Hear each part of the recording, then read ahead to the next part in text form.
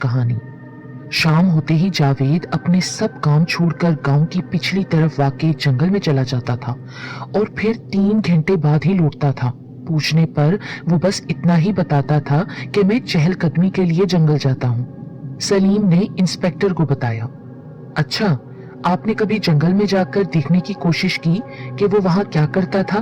میرا مطلب ہے چہل قدمی تو گاؤں میں بھی ہو سکتی ہے نا، پھر گاؤں کے جنگل میں ہی جانا کیوں ضروری تھا؟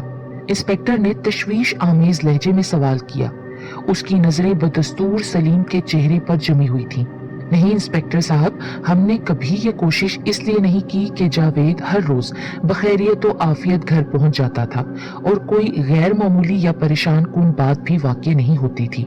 ٹھیک ہے سلیم صاحب، آپ جا سکتے ہیں، لیکن مزید تفتیش کے لیے ہم آپ کو پھر تکلیف دے سکتے ہیں، انسپیکٹر نے مصافحہ کرتے ہوئے خوش اخلاقی سے کہا۔ سلیم کے چہرے پر مختصر سی مسکراہٹ پھیل گئی۔ جی ضرور سر، اور وہ تھانے سے باہر نکل گیا۔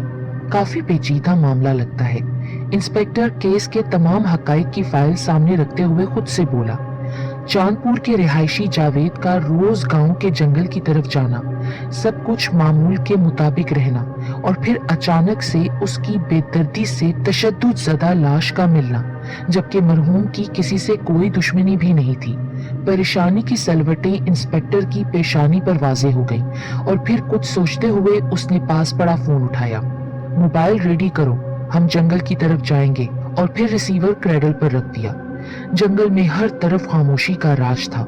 درختوں پر چہچہاتے پرندوں کی آوازوں نے اس خاموشی کو خوشگوار بنا دیا تھا۔ سرسبز جنگل میں ہر طرف ہریالی ہی ہریالی تھی، اور یہ قدرتی ماحول انسپیکٹر کو بہت پیارا لگ رہا تھا۔ کہیں کوئی غیر معمولی چیز انسپیکٹر کو نظر نہ آئی۔ ہاں البتہ جنگل کے بیچوں بیچ ایک پرانا بیری کا درخت تھا، جس کی غیر معمولی بات ایک تو یہ تھی کہ اس پر سوائے ایک الو کے کوئی اور پرندہ نہیں تھا، اور دوسری بات اس کا عجیب و غریب حیران کن حد تک چوڑا تنا تھا۔ درخت کی طرف دیکھ کر انسپیکٹر کو سوچنے لگا۔ وہاں کا بغور جائزہ لینے کے بعد پولیس موبائل واپس لوٹ آئی۔ آج جاوید کو گزرے 3را دن تھا۔ پولیس اپنی طرف سے سر توڑ کوششیں کر رہی تھی کہ کوئی سرا ہاتھ لگے۔ پوسٹ مارٹم رپورٹ کے مطابق جاوید کی موت دم گھٹنے کی وجہ سے ہوئی تھی، جس کے بعد لاش کو انتہائی سفاکی اور بے رحمی سے نوچا اور ادھیڑا گیا تھا۔ جہاں تک لاش کو نوچنے کا تعلق تھا تو اشارہ کسی جنگلی جانور کی طرف جاتا تھا، لیکن حیرت انگیز طور پر جانور نے لاش کا خون نہ پیا تھا اور نہ ہی گوشت کھایا تھا، جبکہ دوسری طرف یہ بات بھی حیران کن تھی کہ اتنے گھنے جنگل میں جاوید کی موت کا سبب دم گھٹنا کیسے ہو سکتی ہے، حالانکہ اسے کبھی سانس کی تکلیف بھی نہیں رہی تھی۔ فائل پر جگہ جگہ انسپیکٹر نے بڑے بڑے سوالیہ نشان لگائے اور ان تمام لفظوں پر ایک ایک کر کے سوچنے لگا، لیکن بے سود۔ اسے کافی دیر تک سوچنے کے باوجود بھی سمجھ نہ آیا کہ آخر اصل معاملہ کیا ہے۔ آج جاوید کی کیس کو پورے 5 دن بیت گئے تھے، لیکن فی الوقت مسئلہ برقرار تھا۔ انسپیکٹر پریشانی کے عالم میں اپنے آفس میں ٹہل رہا تھا۔ اسے 1 ہفتے کے اندر اندر اپنی ابتدائی تحقیقاتی رپورٹ حکام بالا کو پیش کرنی تھی، لیکن وہ صرف اس مسئلے کی گتھی سمجھانے کی کوشش میں لگا ہوا تھا۔ ماں کسی خیال نے اسے چونکا دیا۔ اس نے فوراً ریسیور اٹھایا۔ موبائل ریڈی کرو جلدی سے، اور اگلے 15 منٹ میں ہی وہ جنگل میں بیری کے قدیم درخت کے سامنے کھڑا تھا۔ بیری کے درخت کے عین سامنے زمین پر اسپیشل لیکوڈ سپرے کیا گیا، جس کی مدد سے زمین اور مٹی پر پاؤں کے نشانات خاص روشنی میں واضح ہوتے چلے گئے، لیکن نشانات واضح ہونے پر وہاں موجود ہر فرد عجیب شش و پنج میں مبتلا ہو گیا، کیونکہ پاؤں کے نشانات درخت کے غیر معمولی چوڑے تنے کے پاس پہنچ کر غائب ہو رہے تھے۔ انسپیکٹر کے لیے اب ایک نئی پریشانی تھی۔ وہ پہلے ہی بیری کے درخت کی وجہ سے کافی سوچ و بچار کر چکا تھا، جس کے پیش نظر اس نے مزید تحقیقات کے لیے جنگل کے خاص اسی حصے کا انتخاب کیا تھا، اور اس کا شک آج درست ثابت ہو سکتا تھا۔ انسپیکٹر نے فوراً اپنے ساتھیوں کو حکم دیا کہ درخت کے تنے کے درمیان سے کٹائی شروع کریں۔ اس کے حکم کے پیش نظر وہاں موجود 2 سپاہی پولیس موبائل کی طرف بڑھے اور فوراً واپس لوٹ آئے۔ سر، درخت کاٹنے کے اوزار تھانے سے لانے پڑیں گے، ایک سپاہی نے انسپیکٹر کی طرف دیکھتے ہوئے کہا۔ ठीक है, तुम दोनों जाओ, मैं यही हूँ। इंस्पेक्टर वहीं एक दरख्त की छांव में बैठ गया, जबकि दोनों सिपाही बर्क रफ्तारी से पुलिस मोबाइल में बैठकर नजरों से ओझल हो गए। तुम्हें क्या लगता है यार, क्या मामला है ये? मुझे क्या पता, ये तो दरख्त काटने पर ही पता चलेगा ना। वो दोनों एक दूसरे से बातें करते जा रहे थे, लेकिन उन्हें ये होश नहीं था कि अभी कुछ ही देर बाद उनके साथ किस कदर खतरनाक हादसा पेश आने वाला है। पुलिस मोबाइल तेज रफ्तारी से अपनी मंजिल तय कर रही थी। वो दोनों जल्द अज जल्द करीबी पुलिस स्टेशन पहुंचना चाहते थे। अचानक गाड़ी का पिछला टायर रॉड टूट गया। गाड़ी की रफ्तार चूंकि काफी तेज थी, इसलिए अगले ही लम्हे गाड़ी उलट गई और सड़क पर गाड़ी की छत की खड़खड़ाहट की आवाज गूंजने लगी। अंदर बैठे सिपाहियों ने बाहर निकलने की कोशिश की, मगर शीशे और दरवाजे इस तरह लॉक हो चुके थे कि खुल नहीं रहे थे, इसलिए उनके बाहर निकलने की कोशिश बेसुध थी। गाड़ी पहले जितनी तेज रफ्तारी से आगे बढ़ रही थी, अब उसकी रफ्तार पहले से काफी ज्यादा बढ़ चुकी थी। थोड़ी ही देर में गाड़ी की छत सड़क की रगड़ की वजह से कटती चली गई और फिर एक ऐसा दिलखराश मंजर सामने आया कि अगर सड़क पर कोई भी देख लेता तो शायद वहां उसकी जान निकल जाती। दोनों सिपाहियों के सर सड़क की रगड़ की वजह से कटते चले गए, जबकि उनका खून सड़क को रंगीन करता गया और चाहकर भी वो हिलजुल न पाए। कटते कटते उनके सर, चेहरे, हाथ, धड़, यहाँ तक के पूरे जिस्म कट गए और सड़क उनके लहू से लबरेज हो गई। लेकिन दूर दूर तक ये दहशतनाक मंजर देखने वाला कोई न था, जबकि सड़क पर दूर तक पड़ी खून की तह काफी दूर तक नजर आते हुए अजीब दिल हिलाता मंजर पेश करने लगी थी। न जाने क्या राज है इस दरख्त के तने में, आज इसको काटना ही पड़ेगा, शायद तब ही जावेद के कत्ल का सुराग मिल जाए। इंस्पेक्टर ने खुद कलामी की। न जाने ये दोनों कहाँ रह गए हैं। काफी देर गुजरने के बाद इंस्पेक्टर ने बेजारी से कहा और मोबाइल फोन से नंबर डायल करने लगा, लेकिन दूसरी तरफ से राब्ता ना हो पाया। इंस्पेक्टर गुस्से से जमीन की घास जूते से कुरेदने लगा। शाम के साए हर तरफ से उभरने लगे थे। एकदम उसके जहन में एक ख्याल आया, जिसके पेशे नजर उसने साइड वाली जेब में हाथ डाला। वो हमेशा अपनी साइड वाली जेब में एक चाकू रखता था, जो अक्सर फल काटने के लिए वो इस्तेमाल करता था। उसने चाकू खोलकर दरख्त के तने को कुरेदना शुरू कर दिया और शायद यही उसकी बड़ी गलती थी, क्योंकि जैसे ही उसने दरख्त की छाल काटनी शुरू की, वहां से खून की बूंदें गिरना शुरू हो गईं। इंस्पेक्टर के चेहरे पर तो खौफ और परेशानी के आसार नुमाया हो गए और फिर फिजा में घुटी घुटी चीखें उभरने लगी। चाकू इंस्पेक्टर के हाथ से नीचे गिर गया और वो दरख्त से पीछे हटने लगा। दरख्त आहिस्ता आहिस्ता रोशन होने लगा।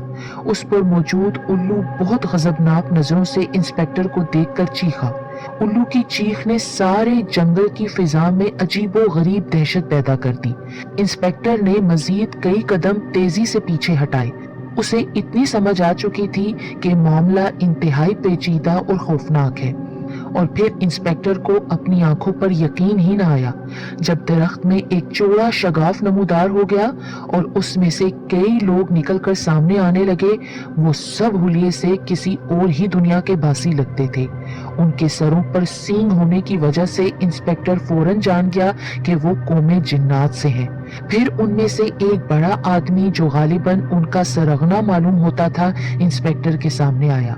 हम बेमकसद तुम इंसानों को परेशान नहीं करते, तो तुम लोगों को क्या हक पहुंचता है हमें तकलीफ देने का? कहर बरसाती नजरों से वो इंस्पेक्टर को घूर रहा था। यहाँ इंसानी आबादी से कदरे दूर हमारा बसेरा इस दरख्त पर है, तो तुम लोगों को इससे भी तकलीफ है? हमारा घर तोड़ना चाहते हो? इंस्पेक्टर की आंखों में अपनी सुर्ख अंगारा आंखें डालते हुए जैसे वो चीखा। नहीं, वो इंस्पेक्टर की आवाज तो हलक में ही दब गई। इतना होलनाक मंजर आज से पहले उसने कभी नहीं देखा था। उसे अपनी मौत यकीनी नजर आ रही थी। तुम्हारे दोनों बंदे हमारा घर तोड़ने के लिए औजार लेने गए थे ना, उन्हें हमने खत्म कर दिया। ये कहकर वो जिन्नात का सरगना कहका लगाकर हंसा। और अब तुमने हमारे घर को तोड़ने की कोशिश क्यों की? इंतहाई गुस्सैले लहजे में उसने इंस्पेक्टर से पूछा। वो जावेद? हाँ, वो लड़का जावेद। वो अक्सर यहाँ आता था। हमारे घर के नीचे बैठकर वो अपना काम करता था। हमने उसे कभी तंग नहीं किया, बल्कि हम तो उसे बहुत पसंद करने लगे थे। वो यहाँ बैठकर खुद से बातें भी करता था। हम सब उसकी बातें सुनते थे। वो हमें हमारे खानदान का ही लगने लगा था। जिस दिन वो नहीं आता था तो हम सब बेचैन हो जाते थे।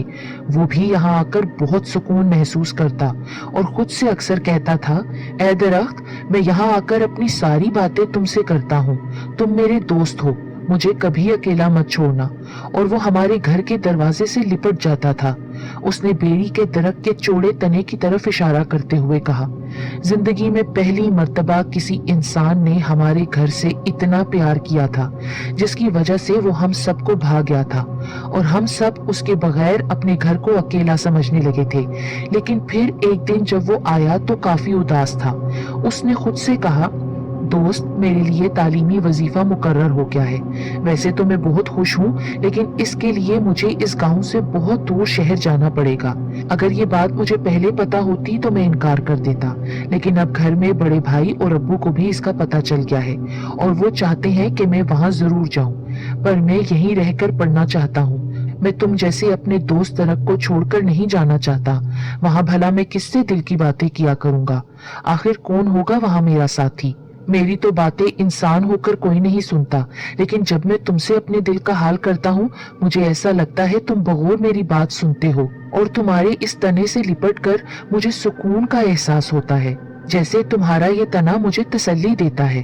वो उस दिन बहुत उदास था। उसकी उदासी पर हम बहुत उदास हो गए थे। फिर हमने खुद हिम्मत करके उस दरख्त के तने से उसे आवाज दी। जावेद, अपना नाम सुनकर तो वो चौंक गया।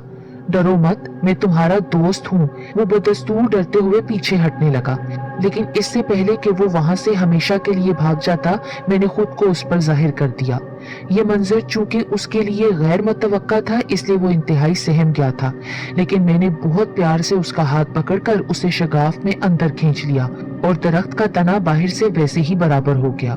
अपने घर में लाकर हम सब ने उसकी बड़ी आवभगत की। हर छोटे बड़े जिन ने उसे दिल से खुश आमदीद कहा। इतना प्यार और खुलूस देखकर उसका डर थोड़ी ही देर में गायब हो गया और वो हमारे इस माहौल में घुल मिल गया।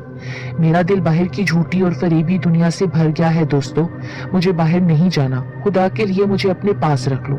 ये ख्वाहिश उसने खुद मुझसे की थी, जिसे सुनकर मैं सोच में पड़ गया था कि अब क्या करूं। मैंने अपने सरदार से बात की तो सरदार ने काफी सोचने के बाद यही हल बताया कि जावेद को हम अब वापस नहीं भेजेंगे।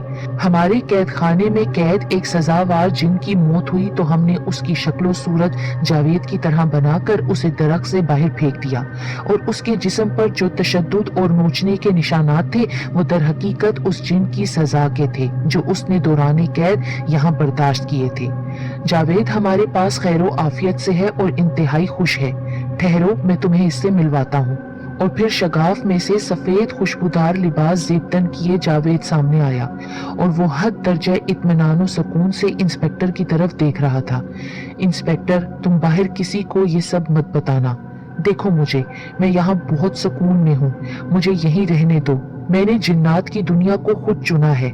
ये मेरे दोस्त हैं। मैं अब इस घर का बासी हूँ और मैं यहाँ से कहीं नहीं जाना चाहता। और हाँ, हमारे घर को तोड़ने की अगर किसी ने भी कोशिश की तो हम सब मिलकर उसे बर्बाद कर देंगे।